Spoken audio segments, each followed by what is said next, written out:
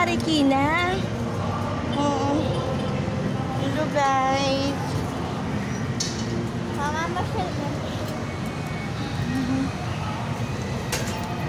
Wala pang malayo kapag sa pinakamamahal na Panginoong Jesus po.